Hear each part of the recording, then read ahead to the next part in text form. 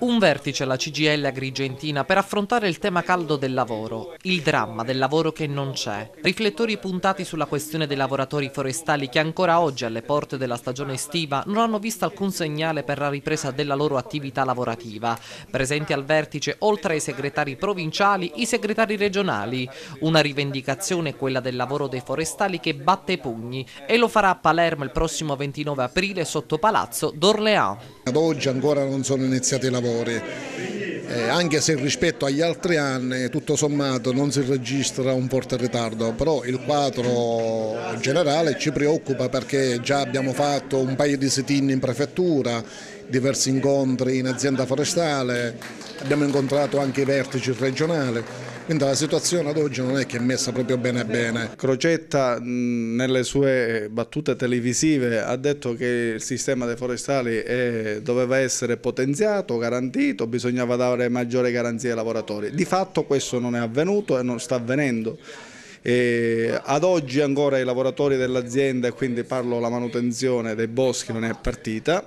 Siamo già quasi alle porte di maggio e quindi i lavoratori sono ancora a casa. I lavoratori non riescono più a collocarsi neanche a nero. Questo è veramente un problema grave che si acuisce ancora di più nella misura in cui questa regione siciliana, invece che adottare una politica immediata di messa in servizio dei lavoratori, per garantire la stabilità del lavoro ma anche per garantire la cura dei boschi nei tempi opportuni.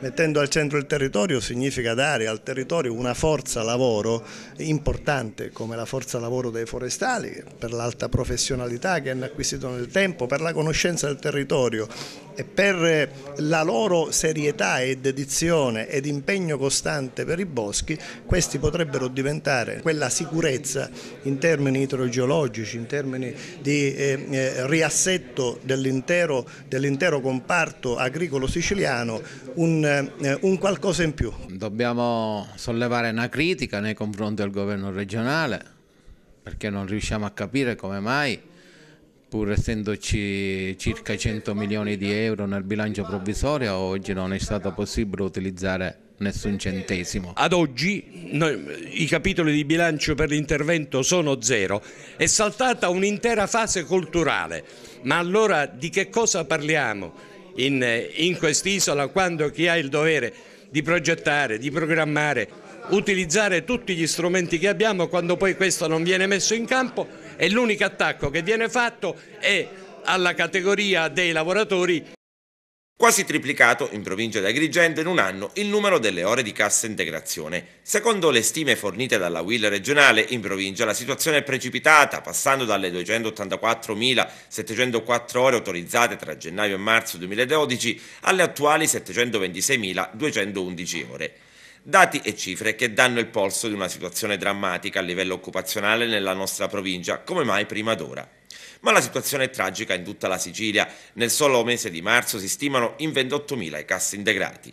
Rispetto ai primi 3 mesi del 2012, quando sono state autorizzate 9.641.000 ore di cassa integrazione, quest'anno siamo già a quota oltre 10.136.000, ma l'incremento è stato così repentino da far temere che la differenza possa essere a fine anno più marcata. Basti pensare che in Sicilia a marzo sono state autorizzate quasi 5 milioni di cassa integrazione rispetto alle 2.239.000 di febbraio. Se quella straordinaria è raddoppiata, quella in deroga è addirittura decuplicata. Ma il taglio delle risorse, come denunciato nei giorni scorsi dai sindacati nazionali, ha visto alcune categorie di lavoratori, soprattutto chi beneficiava del sussidio da più tempo, restare esclusi dagli accordi. Per i sindacati l'intesa con Roma va rivista. Nell'isola il settore dell'industria a pagarne le conseguenze con oltre 2 milioni e mezzo di ore autorizzate a marzo, seguito dal commercio a quota 1.742.000. Tra le province è Palermo la più colpita dalla crisi, con 3.233.000 ore autorizzate nei primi 3 mesi dell'anno. Male anche a Caltanissetta, peggiore addirittura, come detto, quella in provincia di Agrigento. La situazione è comunque critica in tutto il Mezzogiorno, dove nel primo trimestre del 2012 erano state autorizzate 53.264.000 ore di cassa integrazione, mentre quest'anno siamo già a quota 60 milioni e mezzo.